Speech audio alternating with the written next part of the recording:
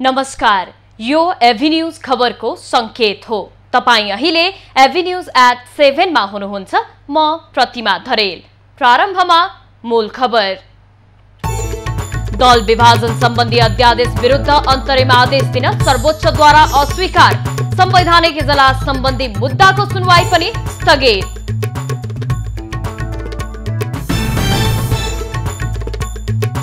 विधान महाधिवेशन प्रस्तावमाथि एमाले केन्द्रीय समितिमा समूहगत छलफल हुँदै अध्यक्ष ओली र तेस्रो धारका नेताहरूबीच चर्काचर्की। नारायण हिटी संग्रहालयमा राखिएको श्रीफेद झिक्न खोज्ने एक युवक पक्राउ। सिसा फुटाउन खोजेपछि सेनाले नियन्त्रणमा लिएर प्रहरीलाई बुझायो। काठमाडौँ उपत्यकामा ऐतिहासिक इन्द्रजात्राको रौनक। आज अन्तिम दिन राष्ट्र प्रमुखले बसन्तपुर पुगे प्रसाद ग्रहण गर्दै।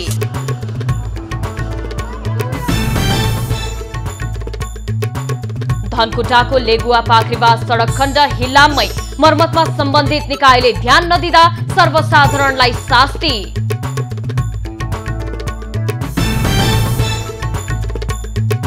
भारतको दिल्ली स्थित एक अदालतमा गोली चल्यो। 3 जनाको मृत्यु, कैयौं घाइते।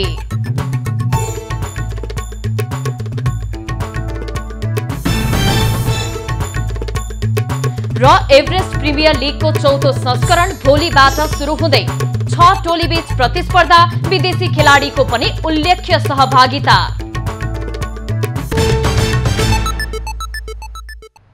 अब खबरको सिलसिला प्रारम्भ गरौं अन्तरिम आदेश दिन अस्वीकार सम्बन्धी प्रसंगबाट। राजनीतिक दल सम्बन्धी अध्यादेश र दल दर्ता विरुद्ध परेको रिटमा सर्वोच्च अदालतको संवैधानिक इजलासले अन्तरिम आदेश दिन अस्वीकार गरेको छ। प्रधान न्यायाधीश चोलेन्द्र शमशेर जबरा सहित न्यायाधीशहरू दीपक कुमार कार्की, मीरा खड्का, हरिकृष्ण कार्की र ईश्वर प्रसाद खतिवड़ाको संवैधानिक इजलासले अन्तरिम आदेश जारी नहुने आदेश गरेको हो। सरकारले केन्द्रीय कमिटी वा संसदीय दलको 20% पुर्याएर दल विभाजन गर्न सक्ने गरी भदौ 2 गते राजनीतिक दल सम्बन्धी अध्यादेश ल्याएको थियो। अध्यादेश अनुसार एमाले विभाजन भएर नेकपा एकीकृत समाजवादी र जनता समाजवादी पार्टी फुटेर लोकतान्त्रिक समाजवादी पार्टी दर्ता भएका छन्। दुवै दललाई निर्वाचन आयोगले 9 भदौमा दल दर्ताको प्रमाणपत्र समेत दिइसकेको छ। तर अध्यादेश र त्यसका आधारमा भएको दल दर्ता गलत भएको भन्दै सर्वोच्चमा अधिवक्ता प्रवेश सुवेदी, अर्जुन कुमार अरियाल, दल बहादुर धामी लगायतले रिट हालेका थिए। प्रधान न्यायाधीश चोलेन्द्र शमशेर राणा बिनाको संवैधानिक इजलास गठन हुने कि नहुने भन्ने विवादको सुनवाई स्थगित भएको छ। नेपाल बार एसोसिएसनले आधिकारिक रूपमा एमिकस क्युरीको नाम नपठाएका कारण सुनवाई स्थगित भएको हो। न्यायाधीश प्रकाश ढुङ्गाना र मनोज कुमार शर्माको संयुक्त इजलासमा पेशी तोकिएको सो मुद्दामाथि सुनवाई गर्न एमिकस क्युरीको बहस नसुनी आदेश दिन नमिल्ने भएकाले सुनवाई नभएको हो। सर्वोच्च बारले पूर्णमान साक्य तथा रवि नारायण खनाल र नेपाल बारले अध्यक्ष चण्डेश्वर श्रेष्ठ तथा पूर्व अध्यक्ष शेरबहादुर केसीको नाम टुङ्गो लगाएको बुझिएको छ। न्यायाधीश हरि फुयालको एकल इजलासले यसबारेमा लिखित जवाफ प्राप्त भएको 3 दिनपछि पेशी तोक्न दिएको आदेश बमोजिम आज पेशी तोकिएको थियो। संवैधानिक परिषदले गरेका संवैधानिक नियुक्ति विरुद्धको रिटमाथिको सुनवाईमा प्रधान न्यायाधीश बस्न नमिल्ने विवादपछि यो प्रकरण अदालतमा मुद्दाका रूपमा छ। प्रधान न्यायाधीशले सो मुद्दाको सुरु र फैसलाको दिन आफू नबस्ने भनेको भन्दै उक्त निर्णय संविधान विपरीत भएको दावी सहित अधिवक्ता गणेश रेग्मीले रिट दर्ता गराएका थिए। प्रधान न्यायाधीश बिनाको संवैधानिक इजलास बस्ने कि नबस्ने भन्ने मुद्दाको टुङ्गो लागेपछि मात्र संवैधानिक नियुक्तिहरू विरुद्धको रिटमाथि सुनवाई अघि बढ्नेछ। नेकपा एमालेका अध्यक्ष केपी ओलीले विधान महाधिवेशनलाई व्यवस्थित, एकताबद्ध र मर्यादित रूपमा सम्पन्न गर्ने बताएका छन्। ओलीले विभिन्न प्रतिवेदनमाथि गहन छलफल गरेर उपयुक्त निष्कर्ष निकाल्नुपर्ने बताए। ललितपुर स्थित तुलसीलाल प्रतिष्ठानमा बसेको केन्द्रीय समिति बैठकमा उनले आगामी निर्वाचनको तयारीमा जुट्न निर्देशन समेत दिए।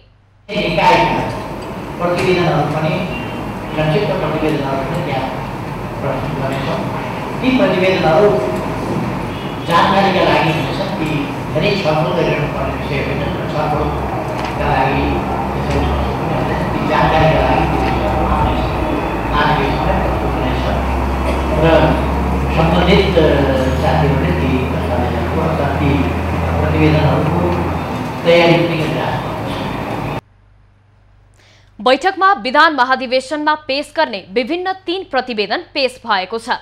राजनीतिक प्रतिवेदन, सांगठनिक प्रतिवेदन र विधान संशोधन प्रस्ताव प्रतिवेदन पेश गरिएका हुन्।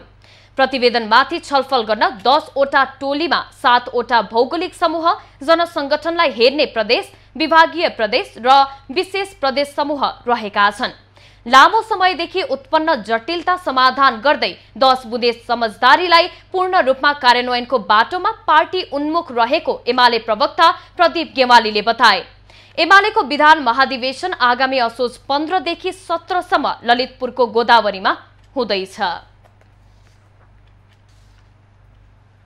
नेकपा एमालेको जारी केन्द्रीय कमिटी बैठकमा अध्यक्ष केपी ओली र तेस्रो धारका नेताहरूबीच सवाल जवाफ भएको छ। अध्यक्ष ओली र नेताहरूबीच 10 बुँदे एकता प्रस्ताव कार्यान्वयनको विषयलाई लिएर सवाल जवाफ भएको हो। विधान महाधिवेशनमा छनौट हुने प्रतिनिधिको विषयमा पनि तेस्रो धारका नेता र ओली बीच चर्काचर्की परेको थियो। शुक्रबारको बैठकमा उपाध्यक्ष भीम रावल, नेताहरू झपट रावल, भानुभक्त जोशी लगायतले 10 बुँदे प्रस्ताव र अध्यक्षले पठाएको अन्तरपार्टी निर्देशन कार्यान्वयन नभएको भन्ने प्रश्न गरेका थिए। एकता प्रस्ताव भन्दै गत असार 28 गते एमालेका 10 नेता रहेको कार्यदलले 10 बुँदे प्रस्ताव अघि सारेको थियो।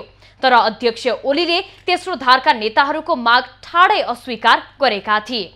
उनले विधान महाधिवेशनसँग सम्बन्धित एजेन्डा भएकाले यससँग केन्द्रित रहेर मात्रै छलफल हुने जवाफ दिएका थिए। ओलीको जवाफ सुनेपछि तेस्रो धारका नेताहरू बैठक स्थलबाट बाहिरिएका थिए। उनीहरूले आफ्ना माग सम्बोधन नभए शनिबारको केन्द्रीय समिति बैठक र त्यसपछिका कुनै पनि बैठकमा सहभागी नहुने चेतावनी समेत दिएका थिए। नेपाली कांग्रेसले असोज 9 गतेदेखि पालिका अधिवेशन प्रक्रिया अघि बढाउने भएको छ।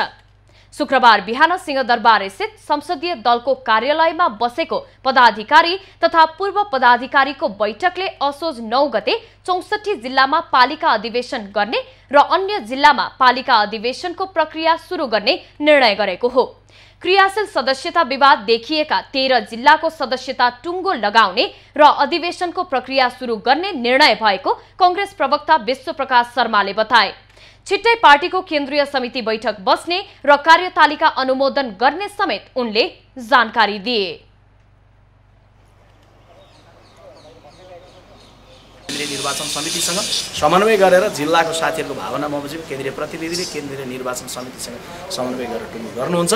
13 जिल्लाको क्रियाशीलको हकमा चाँडै नै अब टुङ्गो लाग्ने क्रममा हामी जाँदैछौँ र कतिपय अन्य व्यवस्थापकीय कुरा महाधिवेशनमा जाँदै गर्दा कतिपय सङ्गठनात्मक प्रतिवेदनहरू, राजनीतिक प्रतिवेदनहरू, आर्थिक प्रतिवेदनहरू, यो कार्यक्रम महाधिवेशनको प्रचारात्मक विषयहरू, कतिपय विषयहरूका लागि आवश्यकता पर्ने विषयहरू हुन्छन्। त्यसको लागि हामी चाँडै नै केन्द्रीय कार्य समितिको बैठक शर्माले 14औं महाधिवेशनको प्रक्रिया सहमतिपूर्वक अघि बढिरहेको दावी गरे। नेपालमा शुक्रबार 1476 जनामा कोरोना संक्रमण पुष्टि भएको छ। देशभर गरिएको 10,575 पीसीआर परीक्षणका क्रममा 1,103 र 5,115 एन्टिजेन परीक्षणका क्रममा 373 जनामा कोरोना संक्रमण पुष्टि भएको स्वास्थ्य मन्त्रालयले जनाएको छ। यो सँगै नेपालमा कोरोना संक्रमितको संख्या 8,80,152 पुगेको छ। त्यस्तै कोरोनाका कारण थप 9 जनाको मृत्यु भएको छ। हालसम्म नेपालमा कोरोनाका कारण 11,081 जनाको मृत्यु भएको छ। त्यसै थप 1,550 संक्रमित कोरोना मुक्त हुँदा हालसम्म नेपालमा 7,58,504 संक्रमित निको भएका छन्। हाल नेपालमा 20,287 सक्रिय संक्रमित आइसोलेसन र 244 जना क्वारेन्टिनमा रहेको मन्त्रालयले जनाएको छ। प्रधानमन्त्री शेरबहादुर देउवाले कोरोनासँग जुझ्नका लागि सरकारले स्वास्थ्य पूर्वाधार, अक्सिजन र अन्य अत्यावश्यक स्वास्थ्य सामग्री आपूर्तिलाई उच्च प्राथमिकतामा राखेको बताएका छन्। ग्लोबल कोभिड-19 समिटलाई भर्चुअल माध्यमबाट सम्बोधन गर्दै देउवाले नेपालले कोरोना विरुद्धको खोपका लागि गरेका प्रयासबारे जानकारी गराएका थिए। लक्षित जनसङ्ख्या मध्ये 50% लाई खोपको पहिलो मात्रा र 1/3 जनसङ्ख्यालाई पूर्ण मात्रा लगाइसकेको भन्दै आगामी चैतसम्म लक्षित सबै नागरिकलाई खोपको पूर्ण मात्रा लगाउने सुनिश्चितता भइसकेको प्रधानमन्त्रीको दाबी थियो। A colossal human tragedy faced by our generations. Learning from the crisis of the first and second waves, Nepal is focused on improving health infrastructure, supplying of oxygen. प्रधानमन्त्री देउवाले नेपालले कोरोनाको परीक्षण तथा खोपको पहुँचको दायरालाई ग्रामीण क्षेत्रसम्म पनि पुर्याएको जानकारी समेत गराएका थिए। सुदूरपश्चिम प्रदेशको एकमात्र रेफरल अस्पताल सेती प्रादेशिक अस्पतालमा चिकित्सकहरू समयमै कार्यालय नपुग्दा बिरामीहरू मर्कामा पर्ने गरेका छन्। बिरामी बिहानदेखि नै चेक जाँचका लागि लाइनमा बस्ने गरेका छन्, तर चिकित्सकको भने अत्तो पत्तो हुँदैन।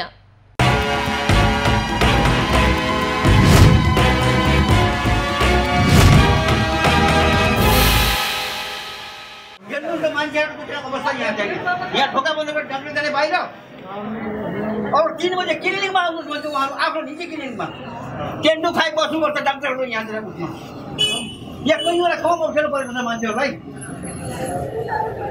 अब एउटै कोठामा यत्रो चाहिँ बिरामीहरूले भ्याउँछ त्यहाँभित्र भ्याउँदैन। अस्पतालमा कार्यरत चिकित्सकहरू बिहान करिब 10:15 बजे आफ्नो कार्यकक्षमा पुग्नुपर्ने नियम भए पनि घण्टौँसम्म पनि चिकित्सकहरू आउने गरेका छैनन्। अबेर गरी अस्पताल पुगे पनि चिकित्सकहरू हतार हतार क्लिनिकमा जाने गरेको बिरामीहरूको गुनासो छ।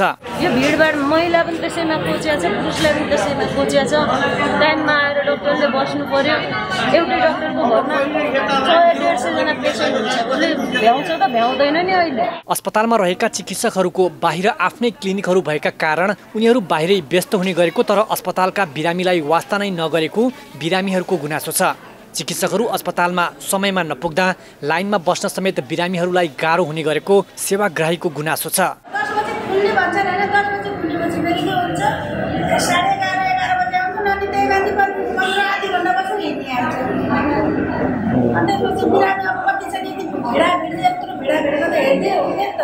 अब यहाँ चाहिँ जुन डाक्टरलाई चाहिँ पर्ची लेखेको छ जुन कोठामा त्यो कोठाको डाक्टर यहाँ गइसकेपछि यहाँ चेक गर्ने कसले यहाँ सोद्धा के भन्छ भने गेटपालीहरूले नै अरूबाट पनि हुन्छ भन्छ। यो त बडा चाहिँ अप्ठ्यारो अवस्था छ कि यो बुझ्नुपर्छ सबै कुराहरू। अब यो कन्ट्रोल भएन भने यस्तै हो, यो छाडाछोडी जस्तो कि अब 3 बजेपछि आफ्ना निजी क्लिनिकमा चाहिँ डाक्टर कहाँ चाहिँ हामीले जानुपर्छ त्यहाँ बाध्य भएर। अस्पतालका मेडिकल सुपरिन्टेन्डेन्ट डाक्टर हेमराज पाण्डेले कुनै पनि चिकित्सकहरू समयमा कार्यकक्षमा उपस्थित नभएको, आफूलाई आधिकारिक जानकारी नआएको र यसबारे आफूले बुझेर कारबाही गर्ने बताए। उनले अस्पतालमा रहेका अन्य समस्याहरू समेत 1 महिनाभित्रै समाधान हुने दाबी गरे। त्यो ड्रेसिङ रुममा थियो, ड्रेसिङ रुममा यसलाई नुहाएर त्यो नुहाएर यहाँ राखेको यसलाई उपचार गरिरहेको छ। उपचार त गरिराख्नुहोस्, तर शौचालय अगाडि राख्नु त उचित देखिएन। शौचालयको गेटमै हुनुहुन्छ उहाँ। शौचालय गेटमा छैन, शौचालय बाहिर छ र उपचार गरेर बाटो भन्दा बाहिर राखेको छ। सेती प्रादेशिक अस्पतालको सेवा प्रवाहका विषयमा पटक पटक विवाद हुने गरेको छ। अस्पतालमा रहेका चिकित्सकहरूको मनोमानीका बारेमा प्रशासन भने मौन बस्ने गरेको बिरामीहरूले आरोप लगाए। कैलाली ब्युरोको रिपोर्ट।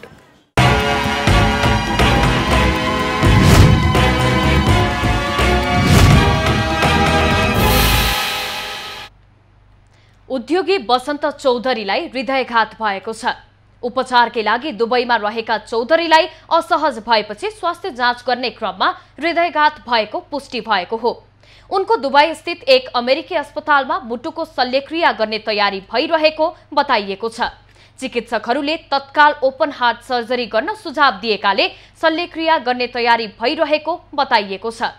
थापाथली स्थित नर्भिक अस्पतालका सञ्चालक समेत रहेका चौधरीको मुटुमा समस्या देखिएपछि थप उपचारका लागि दुबई लगिएको थियो। चौधरीले गत साता नर्भिक अस्पतालमै एन्जियोग्राफ गराउँदा मुटुमा समस्या देखिएको थियो। दर्शकवृन्द, काठमाडौँ उपत्यकाको निकै नै ठूलो पर्व इन्द्र जात्रा आज सकिँदैछ र आज इन्द्र जात्राको अन्तिम दिन नानीचा निकालिएको छ र यति बेला राष्ट्रपतिले प्रसाद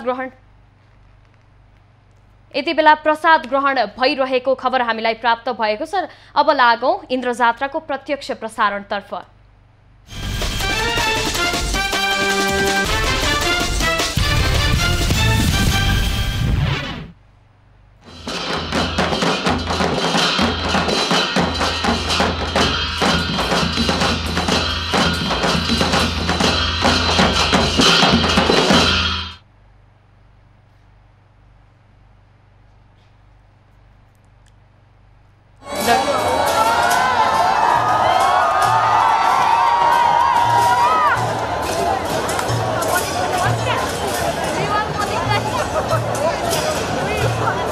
दर्शकवृन्द, आज काठमाडौँ उपत्यकाको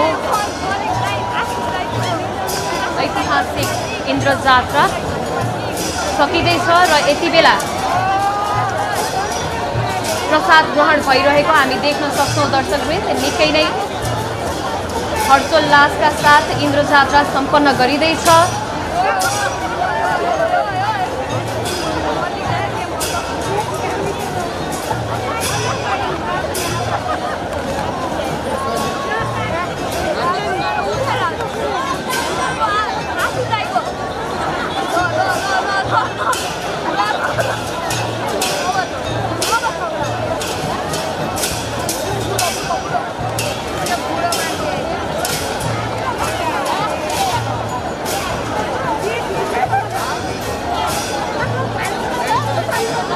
दर्शकवृन्द, भाद्र शुक्ल द्वादशीका दिन हनुमान ढोका अगाडि धार्मिक विधिपूर्वक इन्द्र ध्वजा सहितको लिङ्गो ठड्याएर सुरु गरिएको इन्द्र जात्रा आज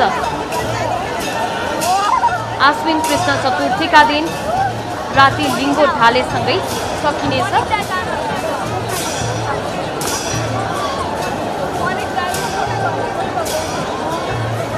र आज दिउँसो महिलाहरूले कुमारी, भैरव र गणेशको तीनै रथ तान्ने परम्परा अनुसार रथ यात्रा पनि गराइएको थियो। दर्शकवृन्द, हामी यति बेला देख्न सक्छौँ कालभैरवको मूर्ति अगाडि प्रसाद ग्रहण भइराखेको छ।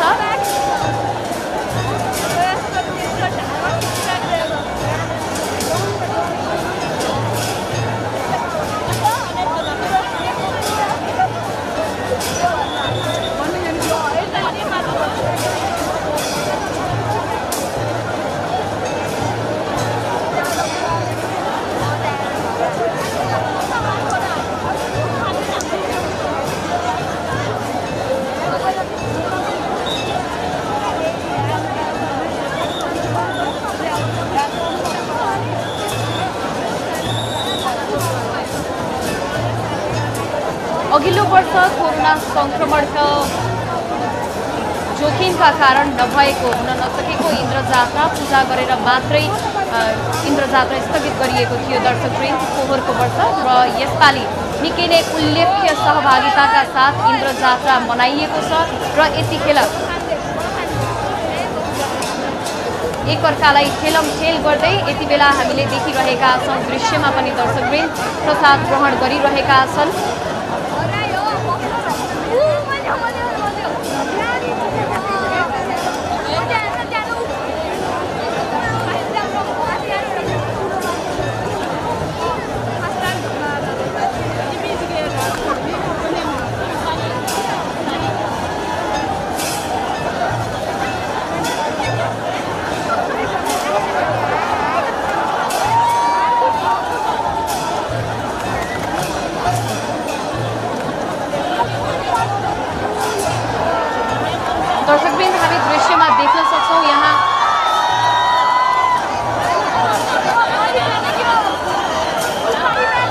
भएको पनि हामी दृश्यमा देख्न सक्छौँ दर्शकवृन्द। प्रसाद ग्रहणको क्रममा धकेला धकेल गर्दा गर्दै हामीले यहाँ झडप भएको दृश्य यहाँलाई देखाइरहेका छौँ।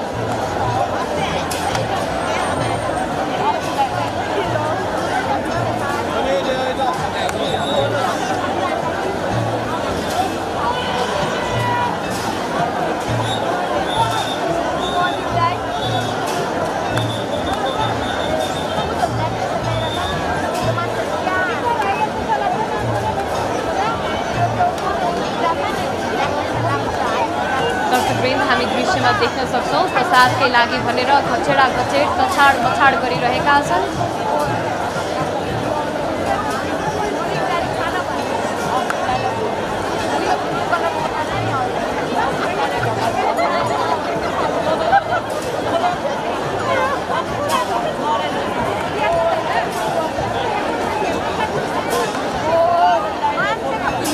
दर्शकवृन्द आज राति 10:30 बजे लिङ्गो ढाल्ने साइत छ र आजै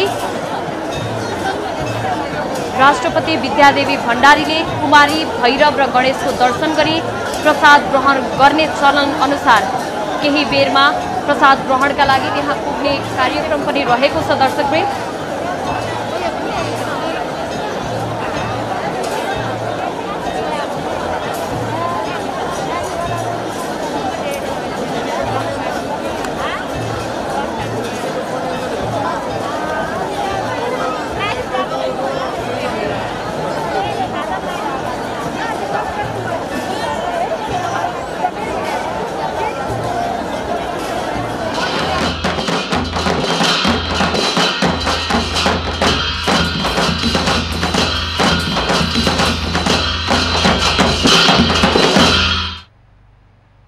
दर्शकवृन्द हामी यहाँहरूलाई इन्द्रजात्रा प्रत्यक्ष देखाइरहेका थियौं र यति बेला भैरवको मूर्ति अगाडि प्रसाद ग्रहण गरिरहेका छन् तछाड मछाडका साथ। अब बाँकी खबर। भोजपुर संखुवासभा लगायत जिल्लाको मुख्य राजमार्गको रूपमा रहेको लेगुवा पाखरीबास सडक खण्ड हिल्लाममै हुँदा स्थानीयलाई शास्ति भएको छ। हिलोका कारण सवारी तथा ढुवानीका साधनलाई ट्र्याक्टरले तानेर गन्तव्यसम्म पुर्याउनु पर्ने बाध्यता छ।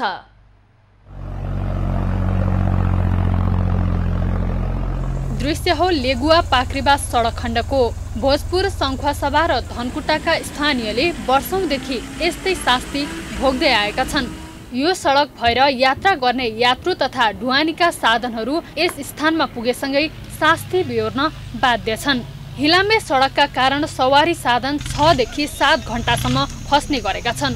यस सडक खण्डबाट दैनिक सयौं संख्यामा यात्रुवाहक तथा ढुवानीका साधन आवत जावत गर्छन्। तर यति धेरै सवारी साधनको चाप हुँदा पनि सरकारवाला पक्षले कुनै पहल कदमी गर्न सकेका छैनन्। पाखरीबास नगरपालिकामा रहेको करिब 1 किलोमिटर सडक हिलाममे छ। जोखिम मोलेर सवारी चलाउनु पर्दा चालकहरूले गुनासो गरेका छन्। अलिकति बाटो छ, धेर पनि छैन बनाउनको लागि।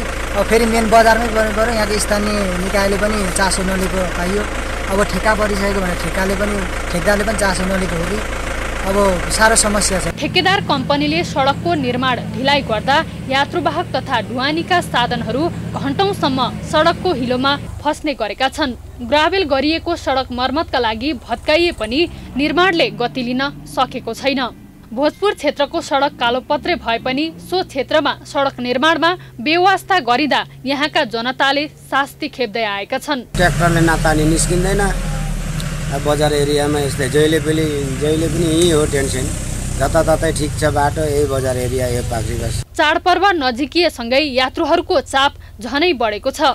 सरोकारवाला निकायको लापरवाहीका कारण मुख्य सडक हिलाम्मे हुँदा विशेष गरेर भोजपुर र सङ्खुवासभाका नागरिकहरू मारमा परेका छन्। यसर्थ सम्बन्धित निकायको ध्यान जान आवश्यक छ। भोजपुरबाट युवराज विष्टको रिपोर्ट। नारायणहिटी दरबार संग्रहालयमा प्रदर्शनमा राखिएको पूर्व राजाको श्रीपेज झिक्न खोज्ने एकजना पक्राउ परेका छन्। शुक्रबार दरबार संग्रहालयमा अवलोकन गर्न गएका रुकुम पश्चिम मुसिकोट नगरपालिका वडा नम्बर 11 का 25 वर्षीय खेम बहादुर घरतीले सिसा फुटाएर श्रीपेज निकाल्ने प्रयास गरेका थिए। संग्रहालयको सुरक्षामा खटिएका सेनाले उनलाई नियन्त्रणमा लिएर प्रहरीको जिम्मा लगाएको नारायणहिटी दरबार संग्रहालयले जनाएको छ। श्रीपेज कसैमा छिर्ने बित्तिकै उसले चाहिँ सजाएर राखेको एउटा सोकेसमा चाहिँ मुड्कीले हानेर सिसाको सोकेस फुटाएछ। फुटाएपछि चाहिँ हामीले सजाउन राखेको खुकुरी थियो, त्यहाँ अरू सामान लगायत खुकुरी पनि भएको हुनाले खुकुरी निकाल्ने कोसिस गर्दाखेरि चाहिँ हाम्रो त्यहाँ स्ट्यान्ड बाई बसेको सुरक्षाकर्मीहरूले चाहिँ तुरुन्त नियन्त्रणमा लिएर चाहिँ अहिले पुलिसमा बुझाएको अवस्था हो। घरतीले श्रीपेज बाहिर रहेको बुलेट प्रुफ सिसाको आवरण फुटाउने प्रयास गरेका थिए। उनले श्रीपेज देखेपछि आफू राजा हुन आएको भन्दै तोडफोडको प्रयास गरेका थिए। उनी वैदेशिक रोजगारका क्रममा 2 वर्ष बहराइन बसेर फर्किएका थिए। उनको मानसिक अवस्था ठीक नभएको परिवारले बताएको छ। घरतीलाई महानगरीय प्रहरी वृत्त दरबार मार्गको टोलीले नियन्त्रणमा लिएर अनुसन्धान गरिरहेको छ। नेपाल पञ्चाङ्ग निर्णायक समितिले यस वर्षको बडा दशैंको साइत सार्वजनिक गरेको छ। असोज 29 गते शुक्रबार विजया दशमीका दिनको टीका लगाउने साइत बिहान 10:02 रहेको छ। असोज 21 गते बिहीबार बिहान 11:46 घटस्थापनाको साइत रहेको समितिले जनाएको छ। त्यसैगरी असोज 22 गते शुक्रबार झण्डा फेर्ने साइत 11:56 रहेको छ। घटस्थापनाका दिनदेखि पूजा आराधना गरिने देवीलाई बिहान 8:19 विसर्जन गरिने साइत छ। तुलजा भवानीलाई मूल चोकबाट मूल मन्दिरमा फिर्ती यात्रा गराइने साइत विजया दशमीका दिन बिहान 7:01 रहेको छ। तुलजा भवानीलाई बिहान 8:32 शीतरासन गराइने साइत पनि समितिले निकालेको छ। खड्ग यात्रा पनि यसै दिन गरिनेछ। आश्विन शुक्ल पूर्णिमाका दिन कार्तिक 2 गते सबै बलिपूर्ति गरिनेछ। त्यस्तै रात कोजाग्रत पूर्णिमा पर्व मनाइन्छ। डोटीको केआई गाउँपालिका वडा नम्बर 7 भूमिराज मण्डाका 3 बालबालिकाको बिचल्ली भएको छ। बालबालिकाको अभिभावक आमाको नै मानसिक सन्तुलन बिग्रिएपछि उनीहरूको पालन पोषणमा समस्या भएको छ। आमाको सहारामा हुर्किनुपर्ने बालबालिका सहाराविहीन हुँदा डोटीका 3 बालबालिकाको बिचल्ली भएको छ। आमा काली नेपालीको मानसिक अवस्था बिग्रिएपछि यस्तो समस्या भएको हो। 3 सन्तानमा 3 वर्षीय छोरा पारस नेपाली, 6 वर्षीय छोरी गच्ची नेपाली र 10 वर्षीय खञ्जरी नेपाली रहेका छन्। उनको हेरचाह गर्ने श्रीमानको मृत्यु भएपछि बालबालिकालाई झन समस्या हुन थालेको छ। बजारतिर आउँछन्, हामी बजारतिर आएपछि 10-5 रुपियाँ दिन्छौँ, त्यही मागेर खान्छन्। त्यसरी गरिराख्न अब राति दिउँसोभर ठिक हुन्छन्, अब रातितिर गाली गर्ने काम, यताउता छिमेकीहरूलाई अलि गर्ने काम हुन्छ सर। अब त्यस्तै छ, मागेर दिने काम हामी गरिरहेछौँ। घरमा खाद्यान्न अभाव तथा लत्ता कपडाको पनि उस्तै समस्या छ। एक छाक टार्न मुस्किल छ। जेठी छोरी आफ्नो काकाको घरमा काम गरेर बसेकी छिन्। 2 सन्तान आमासँगै छन्। सानैमा बुबा गुमाएका बालबालिकाहरू आमाको यस्तो व्यवहारले गर्दा बिचल्लीमा परेका छन्। साँझ बिहान खानलाई पनि पुग्दैन, दिनसुरी काम गर्छ यताउता, अनि त्यही भारी बोकेर ल्याएको पैसाले किनेर खुवाउँछ। बच्चाले कपडा पनि लगाएर त्यसै फाले हुन्छन्, कपडा सरसफाइ केही छैन, 2 जना जाँतै गरे हुन्छन्। त्यस्तो अवस्था राम्रो केही छैन। घरमा खानालाई समस्या रहेको छ। नाबालक बालबालिकालाई मरणासन्न हुने गरी कुटपिट गरे पनि आमासँगै बस्नुपर्ने बाध्यता छ। कहीँ चारो सारो, कहीँ कुखुरा सुकुरा फालिदिएपछि चामल धुलो ल्याउन, रुपियाँ ल्याएपछि रुपियाँले चामल किन्न। मुरली भनेर चिनिने 3 वर्षीय पारसको राम्रो स्याहार नहुँदा हात भाँचिएको छ। स्थानीयको सहयोगबाट उपचार गरिएको छ। उनीहरूको अवस्थालाई ध्यान दिएर सामाजिक सुरक्षा भत्ता उपलब्ध गराउने पहल भइरहेको जनप्रतिनिधिको भनाइ छ। हामीले कमसेकम त्यो बच्चाले भोलि गएर एउटा वडाबाट जुन जुन दर्ता पाओस् र भोलि गएर उसले आफ्नो पाउनुपर्ने सेवा सुविधाहरू जो अहिले भत्ताको कुराहरू छ त्यो पाओस् भन्ने चाहनाले हामीले उसको घरको त्यो महिलाको आफन्तहरूलाई बोलाएर म त्यही गएर यसको चाहिँ एउटा मुचुर्का बनाएर जसरी हुन्छ त्यसको महिलाको नागरिकता बनाऊ, त्यसपछि बच्चाको जन्मदाता पनि बन्छ भन्ने उद्देश्यले हामीले गएका थियौँ। तर उहाँहरूले चाहिँ मान्नु भएन। उमेर समूहका बालबालिका सबै विद्यालय गइरहेका छन्। उनीहरूको अवस्था नाजुक रहेको छ। यसप्रति सरकारवाला निकायले बालबालिकाको अवस्थामा तत्काल ध्यान दिनुपर्ने देखिन्छ। तेजु ओली, डोटी। राष्ट्रिय सभाको बैठकले आर्थिक विधेयक 2078 र राष्ट्र ऋण उठाउने विधेयक 2078 माथि विचार गरियोस् भन्ने प्रस्ताव पारित गरेको छ। शुक्रबार बसेको दोस्रो बैठकमा अर्थमन्त्री जनार्दन शर्माले प्रतिनिधि सभाबाट सन्देश सहित प्राप्त विधेयकहरूमाथि विचार गरियोस् भन्ने प्रस्तावहरू प्रस्तुत गरेका थिए। बैठक सुरु हुने बित्तिकै एमालेका सांसदहरूले सभामुख अग्नि सापकोटाको कार्यशैलीमाथि प्रश्न उठाउँदै एमालेका सांसदहरूले विरोध गरेका थिए। राष्ट्रिय सभाका अध्यक्ष गणेश तिमिल सिन्हाले महत्त्वपूर्ण विधेयकहरू अघि बढाउनु पर्ने भएकाले सहयोग गर्न आग्रह गरेका थिए। भनाइहरू राख्नु भएको छ। यो आर्थिक विधेयक जस्तो विषयलाई अगाडि नबढाउँदा सिङ्गो राष्ट्र ठप्प हुने स्थिति पनि हुन्छ। यसकारणले यति महत्त्वपूर्ण विधेयक पारित गर्न यहाँहरू बसेर सहयोग गरिदिनु भयो भने धेरै राम्रो हुने थियो। माननीय त्यसअघि शुक्रबार नै बसेको राष्ट्रिय सभाको पहिलो बैठकमा प्रतिनिधि सभाबाट सन्देश सहित प्राप्त 2 विधेयक टेबल गरिएको थियो। बैठक सुरु हुने बित्तिकै प्रमुख प्रतिपक्ष दल नेकपा एमाले उभिएर विरोध जनाएकाले अध्यक्ष तिमिल सिन्हाले सांसद खिमलाल भट्टराईलाई बोल्न समय दिएका थिए। उनले आफूहरूको विरोध कायमै रहेकाले बैठकको काम कारबाही अगाडि नबढाउन आग्रह गरे। लिएर बोल्नुपर्ने आवश्यकता पनि भएन। धेरै कुराहरू हामीले उठाइराखेकै छौँ। त्यसो भएर विरोध चाहिँ जारी रहन्छ। राष्ट्रिय सभाको अर्को बैठक असोज 11 गते बोलाइएको छ। नेकपा एमालेका नेता रामबहादुर थापाले चितवनमा आफू माओवादी केन्द्रका अध्यक्ष पुष्पकमल दाहालसँग चुनाव लड्न तयार रहेको बताएका छन्। प्रेस चौतारी नेपाल चितवनले भरतपुर विमानस्थलमा आयोजना गरेको पत्रकार सम्मेलनमा बोल्दै थापाले दाहाललाई समाजवाद र राष्ट्रियता विरोधी भएको आरोप समेत लगाए। राष्ट्रियता, समाजवाद र समृद्धिको बाटो आफूले नभई दाहालले छाडेको उनको तर्क थियो। मित्र राष्ट्रहरूको विरुद्धमा आँच आउने किसिमका कुनै पनि अभिव्यक्ति विरोधहरू गर्न नपाउने, लिम्पिया झोराको प्रश्न होस् अथवा चाहिँ एमसीसीको विषय होस्, यो विषयलाई लिएर विरोध गर्न उनले आयस्रोत खुलाउन नपर्ने नीति ल्याएर सरकारले कालोधनलाई संरक्षण गर्न खोजेको आरोप लगाए। दिगो विकास लक्ष्य सुरु भएको 6 वर्ष पुग्न लाग्दा पनि स्थानीय तहमै जानकारी नभएका कारण कार्यान्वयनमा चुनौती देखिएको विज्ञहरूले जनाएका छन्।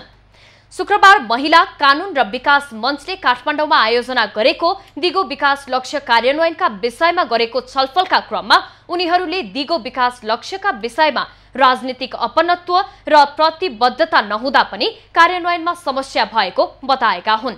दिगो विकासका 17वटा लक्ष्यमध्ये शान्ति स्थापना, समावेशी र सामाजिक लगायतका केही लक्ष्यको प्रगति निराशाजनक रहेको उनीहरूको भनाइ छ। यो 232वटा चाहिँ हाम्रो अन्तर्राष्ट्रिय सूचकहरू भए हैन। अब हाम्रो नेपालको सन्दर्भमा चाहिँ अब नेपालमा यो कार्यान्वयन गर्ने दौरानमा चाहिँ केही थप सूचकहरू थपेर हैन, केही नयाँ सूचकहरू थपेर चाहिँ 479वटा चाहिँ सूचकहरू हैन अब नेपाल सरकारले चाहिँ एउटा अनुगमनको सूचकको रूपमा चाहिँ विकास गरेको छ। दिगो विकास लक्ष्य अनुसार सन् 2030 सम्ममा गरिबीलाई 5% झार्ने उल्लेख छ। दिगो विकास लक्ष्य प्राप्तिका लागि वार्षिक रु 6 खर्ब थप बजेट आवश्यक पर्ने समेत विज्ञहरूले बताएका छन्। सरकारले नक्कली कागजपत्र पेश गर्दै इजरायल जानका लागि भन्दै आवेदन दिएका 2790 जनाको आवेदन फारम रद्द गरेको छ। सिंहदरबारमा शुक्रबार बसेको प्रतिनिधि सभाको उद्योग तथा वाणिज्य, श्रम र उपभोक्ता हित संरक्षण समितिमा श्रम, रोजगार तथा सामाजिक सुरक्षा मन्त्रालयका सचिव सूर्य प्रसाद गौतमले नक्कली कागजपत्र पेश गर्ने आवेदन दिएको खुलेपछि उनीहरूको आवेदन फारम रद्द गरेको जानकारी दिए। 2790 सर्टिफिकेट हामीले रिजेक्ट गर्ने, रद्द गर्ने र अहिले पनि इन्टरभ्यु दिने क्रममा मेरो यो रिजेक्ट गरिपाऊँ भनेर निवेदन दिने क्रम चाहिँ छ अहिले पनि। त्यति गर्दा त्यस्तो भएकोले हामीले चाहिँ अब 6317 परीक्षार्थी थिए, तिनले जाँच दिएका थिए। 2039 जना चाहिँ पास भए र त्यो 39 जनामा चाहिँ अहिले 1600 जनाको छनौटमा चाहिँ पर्छ। बैठकमा वैदेशिक रोजगार विभागका महानिर्देशक दीपक काफ्लेले आवेदकले प्रमाणपत्रहरू, उचाइ, तौल, शैक्षिक योग्यता लगायतका कुरा सो घोषणा गरी निवेदन दिएकोमा अधिकांशका निवेदनमा त्रुटि देखिएको बताए।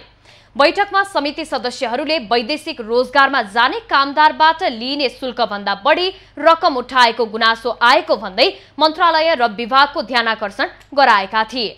6317 जनाले परीक्षा दिएकोमा 2039 जना उत्तीर्ण भएको र त्यसमध्ये पनि 1600 जना छनौट भएका छन्। छनौट भएका मध्ये इजरायल सरकारको निकायबाट गोला प्रथाबाट 1000 जनालाई मात्र अन्तिम छनौट गरिनेछ। समाज कल्याण परिषदका उपाध्यक्ष सहितका पदाधिकारीहरूले पदबाट सामूहिक राजीनामा दिएका छन्। परिषदका उपाध्यक्ष डाक्टर पदम प्रसाद खतिवडा, कोषाध्यक्ष लोकनाथ सुवेदी, सदस्य सचिव पुष्कर खाती लगायतका बोर्ड सदस्यहरूले शुक्रबार पत्रकार सम्मेलन गरी आफूहरूले पदबाट सामूहिक राजीनामा दिएको जानकारी गराएका हुन्। महिला, बालबालिका तथा ज्येष्ठ नागरिक मन्त्रालयको समेत नेतृत्व लिएका परिषद अध्यक्ष प्रधानमन्त्री शेरबहादुर देउवाले परिषदको बजेट पास गर्न नदिएकाले आफूहरूले राजीनामा दिनु परेको परिषदका सदस्य सचिव खातीले बताए। बजेट पास गर्न नदिने कार्य यस बीचमा भएको छ। हामी राजनीतिक प्रतिशोधको धम्कीले किञ्चित डगमगाउँदैनौँ। यो सरकार स्थापित कानुनको बर्खिलाफ गइरहेको अवस्थामा समाज कल्याण परिषदको रूपान्तरणको अभियानका लागि मनोनित हाम्रो नेतृत्वले लिएको लक्ष्यमा धक्का लागेको छ। आफूहरूमाथि वर्तमान सरकारले राजनीतिक प्रतिशोध राखेको उनीहरूको आरोप छ।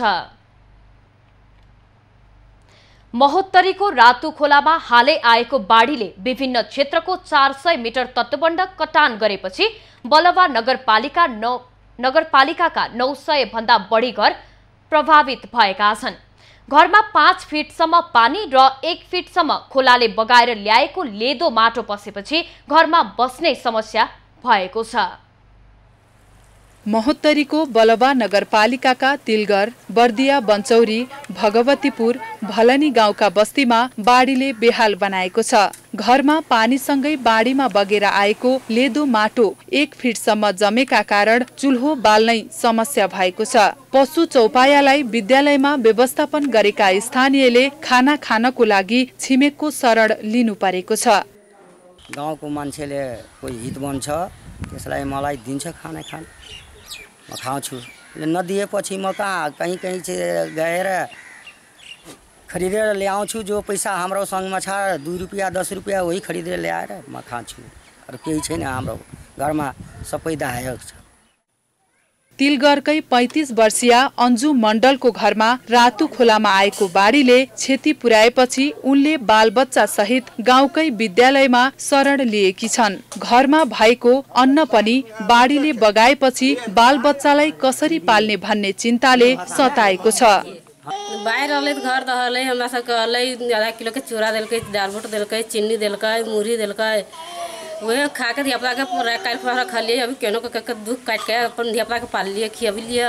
अभी रहल छी है ना ले अभी त आधा किलो मुरही, 1 किलो चूड़ा, आ 2-3 गो बिस्कुट, चाचा, दाल बुट, चीनी। केना के जीवन यापन करै छी त वह खैलिए। पीडामा परेका बेला स्थानीय जनप्रतिनिधि हेर्न समेत नआएको पीडित परिवारको गुनासो छ। बाढीको चपेटामा परेकालाई दीर्घकालीन समाधानमा ध्यान दिनुपर्ने सरकारवालाको भनाइ छ।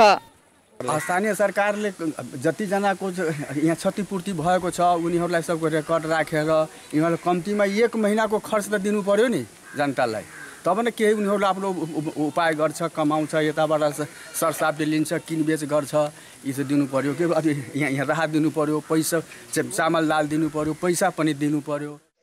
पानीको सतह कम भएपछि रेड क्रस र प्रहरीले पीडित परिवार तथा क्षतिको आकलन गरिए पनि स्थानीय सरकारले कुनै सहयोग गरेको छैन। पीडित परिवारहरूको व्यवस्थापनतर्फ पहल भइरहेकोले स्थानीयलाई चिन्ता नलिन प्रशासनले आग्रह गरेको छ।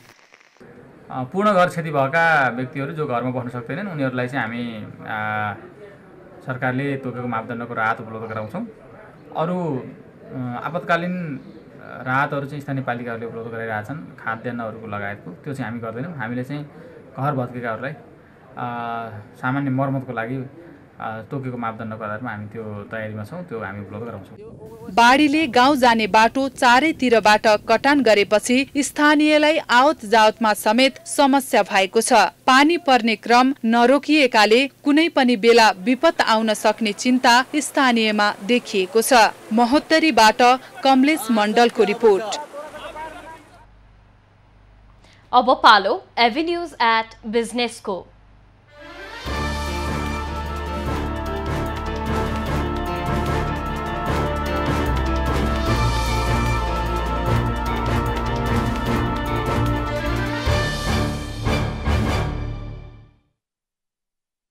चालू आर्थिक वर्षको पहिलो महिनामा विप्रेषण आप्रवाह घटेको छ। नेपाल राष्ट्र बैंकले बिहिबार सार्वजनिक गरेको चालू आर्थिक वर्षको वित्तीय स्थिति अनुसार साउन महिनामा विप्रेषण आप्रवाह 18.1% ले कमी आई 75 अर्ब 96 करोड रुपैयाँ कायम भएको छ। अघिल्लो वर्षको सोही अवधिमा विप्रेषण आप्रवाह 23% ले बढेको थियो। अमेरिकी डलरमा विप्रेषण आप्रवाह 17.5% ले कमी आई 63 करोड 82 लाख पुगेको छ। सो अवधिमा वैदेशिक रोजगारीका लागि अन्तिम श्रम स्वीकृति लिने नेपालीको संख्या उल्लेख्य रूपमा वृद्धि भई 13,800 पुगेको छ। अघिल्लो वर्षको सोही अवधिमा यस्तो संख्या 79.2% ले घटेको थियो। त्यसैगरी वैदेशिक रोजगारीका लागि पुनः श्रम स्वीकृति लिने नेपालीको संख्या समीक्षा अवधिमा 286.1% ले वृद्धि भई 11,628 पुगेको छ। अघिल्लो वर्षको सोही अवधिमा यस्तो संख्या 80% ले घटेको थियो। सो अवधिमा खुद ट्रान्सफर आय 16.4% ले कमी आई 85 अर्ब 21 करोड कायम भएको छ। अघिल्लो वर्षको सोही अवधिमा यस्तो ट्रान्सफर 20% ले बढेको थियो।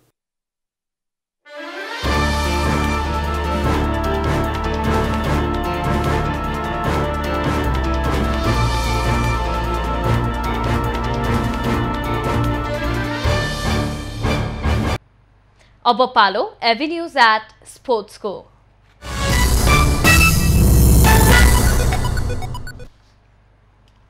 बहुप्रतीक्षित एभरेस्ट प्रिमियर लीग EPL को चौथो संस्करण भोलिदेखि सुरु हुँदैछ। भोलिदेखि असोज 25 गतेसम्म कीर्तिपुर स्थित त्रिवी खेल मैदानमा हुने प्रतियोगितामा Kathmandu kings 11, Lalitpur patriots, Biratnagar warriors, Bhairahawa gladiators, Pokhara rhinos र चितवन टाइगर्स प्रतिस्पर्धा गर्नेछन्। उद्घाटन खेलमा भोलि काठमाडौँ किङ्स 11 र ललितपुर प्याट्रियट्स भिड्नेछन्। यसपालिको संस्करणमा पाकिस्तानका पूर्व कप्तान शाहिद अफ्रिदी सहित अन्तर्राष्ट्रिय ख्याति प्राप्त थुप्रै विदेशी क्रिकेटरहरूले भाग लिँदैछन्। यसैबीच काठमाडौँ किङ्स 11 ले आज EPL खेल्ने टिमको घोषणा गरेको छ। काठमाडौँले कप्तान सन्दीप लामिछाने र पाकिस्तानी टिमका पूर्व कप्तान शाहिद अफ्रिदी सहितको टिम घोषणा गरेको हो। खेलमा अफ्रिदीले 10 नम्बरको जर्सी लगाएर खेल्ने आयोजकले जनाएको छ। पत्रकार सम्मेलनमा अफ्रिदीले नेपाली क्रिकेटलाई आवश्यकता परेको समयमा आफूले सधैँ साथ दिने बताए।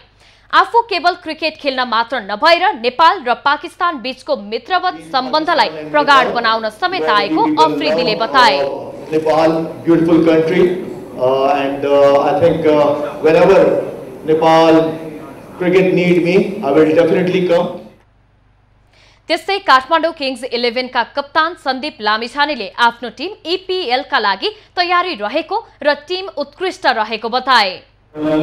To lead this team, Kathmandu Kings 11 in this year's EPL T20, and it's a wonderful thing. I mean, we have Shai Guy here. His presence itself makes a big difference, and I'm pretty much sure our teammates and all the other teammates as well. Kings 11 काठमाडौँको टिममा 4 जना विदेशी खेलाडी सहित Nepali cricket खेलाडी अमित श्रेष्ठ, सुभाष खकुरेल, राजु रिजाल, शेर मल्ल, सिद्धान्त लोहनी, मोहम्मद शमशद शेख, दिपेन्द्र रावत, जितेन्द्र मुखिया, अशोक चन्द, अमरसिंह रौटेला र गुलसन झा रहेका छन्। यस्तै विदेशी खेलाडीमा अफ्रिदी सहित जनक प्रकाश, रेयान ब्रुल र रहमान उल्ला गुरबाज रहेका छन्। अब पालो एभिन्यूज एट मौसमको।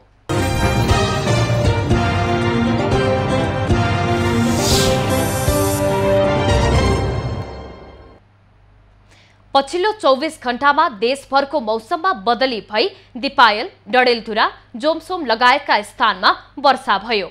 आज राति देशभरको मौसममा बदली भई देशका केही स्थानमा मेघगर्जन र चट्याङ सहित हल्कादेखि मध्यम वर्षाको सम्भावना रहेको जल तथा मौसम पूर्वानुमान महाशाखाले जनाएको छ। काठमाडौँ उपत्यकाको आजको अधिकतम तापक्रम 31 डिग्री सेल्सियस र न्यूनतम तापक्रम 17 डिग्री सेल्सियस मापन गरियो। आज देशभरको मौसम कस्तो रह्यो त हेरौं देशका विभिन्न स्थानको मौसमी अवस्था।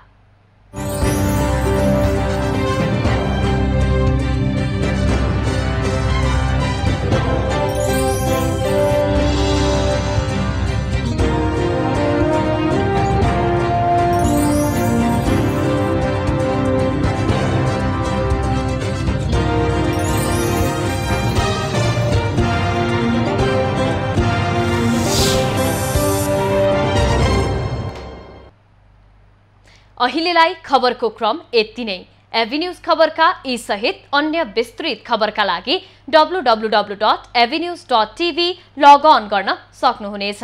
युट्युब, फेसबुक र ट्विटरमा पनि हामीलाई फलो गर्न सकिनेछ। खबर भित्रको खबरका लागि हेर्दै रहनुहोला एभिन्यूज खबर। नमस्कार।